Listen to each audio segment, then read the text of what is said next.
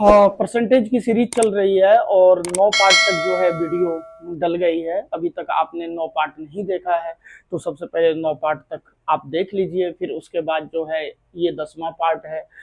तो आज जो हम पढ़ेंगे, आज पढ़ेंगे हम change in product. Change in product क्या होता है, कॉन्सेप्ट थोड़ा सा समझते हैं पहले। जैसे रेक्टेंगल के लेंथ में जो है 12.5% इंक्रीज कर दिया गया और ब्रेथ में जो है 20% डिक्रीज कर दिया गया, तो इसके एरिया पे जो है क्या इफेक्ट पड़ेगा, यानी कि एरिया कम होगा या एरिया ज्यादा होगा, एरिया इंक्रीज करेगा या एरिया डिक्रीज करेगा। देखते हैं, एक दूसरा एग्जांपल ले लेते हैं। जैसे मान लीजिए सिलेंडर है, तो सिलेंडर के रेडियस में जो है 20% का जो है इंक्रीज कर दिया गया और ब्रेथ में जो है 25 हाइट में जो है 25% की क्या कर दी गई, वृद्धि कर दी गई या कमी कर दी गई। तो उसके जो है कवर्ड सरफेस एरिया पे क्या प्रभाव पड़ेगा या वॉल्यूम पे जो है क्या प्रभाव पड़ेगा, है ना। तो सिलेंडर जो है डिपेंड किस पे करता है, रेडियस और हाइट पे। चलिए क्वेश्चन को देखते हैं, फिर जो है आपको अच्छे से समझ में आएगा। तो आपके स्क्रीन पे रहा ये क्वेश्चन, सबसे पहले आप क्वेश्चन को रीड कीजिए। तो क्वेश्चन को सबसे पहले रीड करते हैं। आयत की लंबाई जो है 12.5% बढ़ जाती है। देखिए लेंथ जो है ये इनिशियल मान है, ये फाइनल मान है। 12.5% जो है लेंथ में हम क्या कर दिए, इंक्रीज कर दिए। तो 12.5% की वैल्यू कितनी हो गई, 1/8, है ना, 1 यूनिट बढ़ रहा है। तो क्या हो जाएगा, 8 से कितना हो गया, 9। और अब क्या कह रहा है, उसके ब्रेथ में जो है 20% क्या हो जा रहा है, कम हो रहा है। तो ब्रेथ में जो है 20% कम हो रहा है। 20% की वैल्यू 1/5, ये कम हो रहा है तो माइनस, ये क्या हो जाएगा, 5 से क्या हो जाएगा, 4 हो जाएगा। अब देखिए initial length into breadth area, length into breadth area. तो पहले एरिया कितना है, जो है इनिशियल एरिया कितना है, 40 है ना। और फाइनल एरिया कितना है, फाइनल एरिया है 36, है ना। ये कितना हो जाएगा, कितने का अंतर है, कट भी सकते हैं, काट भी सकते हैं आप, आपकी इच्छा। तो ये कितना हो जाए, 4 यूनिट की कमी हो रही है ना। कितने पे, इनिशियल कितना है 40 का, तो कर देंगे यहाँ पे क्या हो जाएगा, -1 कितना हो जाएगा, 10। यानी कि कितना हो जाएगा, यहाँ पे 10% की क्या हो जाएगी, कमी हो जाएगी। इसका जो राइट आंसर है वो क्या है, 10% है। और इसी क्वेश्चन को जो है सक्सेसिव भी लगा, तो ऐसे क्वेश्चन को आप सक्सेसिव मेथड से भी लगा सकते हैं। तो सक्सेसिव मेथड देख लेते हैं। सक्सेसिव मेथड में जो है ये x plus Y plus X into y/100। अब यहां देखिए जो है 12.5% की वृद्धि है, यानी कि 12.5% जो है प्लस में होगा। और जो है ब्रेथ जो है कितना है, 20% की क्या होगी। एक काम करते बाद में परसेंटेज लगा देंगे, फिर क्या हो जाएगा, ये हो जाएगा 12.5 इंटू -20/100। कमी हो रहा है इसलिए -20 की है। इसको कट कर लीजिए, ये कितना हो जाएगा, 5। इसको कट कर लीजिए, ये हो जाएगा 2.5। अब यहाँ देखिए 12.5 -20 -2.5, तो यहाँ हो जाएगा 12.5 -22.5। तो इसको अगर इससे माइनस करेंगे तो क्या हो जाएगा, -10 आ जाएगा, यानी कि 10% लगा दे रहे हैं बाद में। तो पहले भी आंसर यही था और अभी भी आंसर यही है। तो आपके पास दो मेथड है, एक तो रेशियो मेथड लगा दीजिए या सक्सेसिव मेथड लगा दीजिए।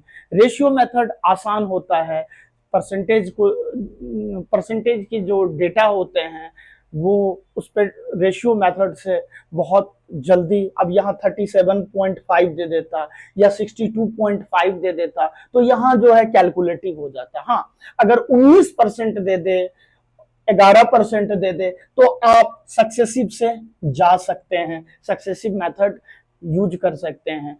क्वेश्चन को सॉल्व करने का जो तरीका है वो डिपेंड करता है डेटा पर।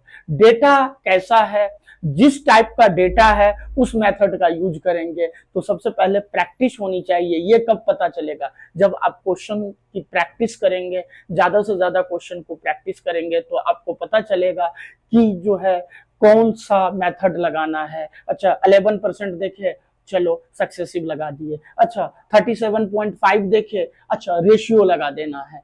अगर मान लीजिए 14% देखे तो चलो सक्सेसिव लगा देना है। अगर 25% देखे तो रेशियो लगा देना है। तो ये सारा खेल जो होता है वो प्रैक्टिस का होता है। तो चलिए और क्वेश्चन लेते हैं। चलिए देखते हैं एक क्वेश्चन और। कह रहा है बेलन की ऊंचाई में जो है 15% की वृद्धि हो गई, यानी कि हाइट जो है वो कितना 15% का जो है इंक्रीज हो रहा है, और रेडियस जो है वो कितना 10% जो है कमी हो रही है ना सिलेंडर का। तो सिलेंडर का सबसे पहले आपको जानना होगा कि एरिया सिलेंडर का जो है वक्र पृष्ठ कवर्ड सरफेस एरिया। तो covered surface area C S A of cylinder, C S A of cylinder होता है 2πr/h। ये किस पे डिपेंड करेगा, देखिए 2π जो है ये कांस्टेंट है, इसका कोई मतलब है नहीं। अब डिपेंड करेगा रेडियस और हाइट पे। अगर यहाँ पे रेडियस अगर इंक्रीज हो रहा है और रेडियस डिक्रीज हो रहा है और हाइट जो है इंक्रीज हो रहा है, तो इसके वक्र पृष्ठ पे जो है कवर्ड सरफेस एरिया पे क्या इफेक्ट पड़ेगा। यानी कि अगर यह पूछ सकता है वॉल्यूम पे क्या इफेक्ट पड़ेगा, तो वॉल्यूम क्या हो जाएगा πr²h वॉल्यूम होता है। यानी कि सिलेंडर का वॉल्यूम जो होता है वो क्या होता है πr²h। पाई क्या हो जाएगा कांस्टेंट हो गया, और ये जो है r जो है वो 2 टाइम्स होगा यहाँ पे, है ना, इंटू h। तो डिपेंड किस पे करेगा वॉल्यूम, रेडियस और हाइट पे। तो अब देखिए यहाँ 15% है, यहाँ पे 10% है। आपके पास दो मेथड है, रेशियो या सक्सेसिव। आपकी इच्छा है, आप जिस मेथड का यूज कर लें। चलिए मैं जो है इस क्वेश्चन को रेशियो से बना देता हूं, आप जो है सक्सेसिव से ट्राई करना। तो देखिए इनिशियल और फाइनल 2π तो यहाँ पे क्या है कांस्टेंट है, इसका कुछ यूज नहीं है। तो अगर मैं हाइट की बात करूं 15%, 5% की वैल्यू कितनी होती है 1/20। 15% की वैल्यू कितनी है, 3 से मल्टीप्लाई कर दीजिए, 3/20। अगर मैं बोलूं हाइट कितना हो जाएगा, 20 से कितना हो जाएगा 23 हो जाएगा। रेडियस 10% कम हो रहा है, 10% कम हो रहा है रेडियस, तो क्या हो जाएगा 10 से क्या हो जाएगा 9 हो जाएगा। 10% की वैल्यू कितनी हो जाएगी 1/10, 1 यूनिट कम हो रहा है तो कितना हो जाएगा 10 से कितना हो जाएगा 9 हो जाएगा। अब देखिए RH कितना हो गया, ये 200 हो गया, ये कितना हो गया, ये हो गया आपका 207 हो गया। यानी कि R into H, R into H, यानी कि 2π क्या है कांस्टेंट है। अब यहाँ पे देखिए कितना हो जाएगा, ये आपका हो जाएगा 7, ये कितना हो जाएगा, ये हो जाएगा आपका 200, ये कितना हो जाएगा इंटू 100 से मल्टीप्लाई कर लीजिए, कैंसिल, ये क्या हो जाएगा आपका 3.5। इंक्रीज कर रहा है कि डिक्रीज कर रहा है, ऑब्वियसली बात है 200 से कितना हो गया 207, यानी कि क्या हो रहा है बढ़ रहा है, यानी कि प्लस आ रहा है, तो इंक्रीज हो रहा है, यानी कि 3.5% की क्या हो रही है वृद्धि हो रही है। राइट आंसर क्या हो जाएगा 3.5। चलिए नेक्स्ट क्वेश्चन, चलिए एक क्वेश्चन देखते हैं।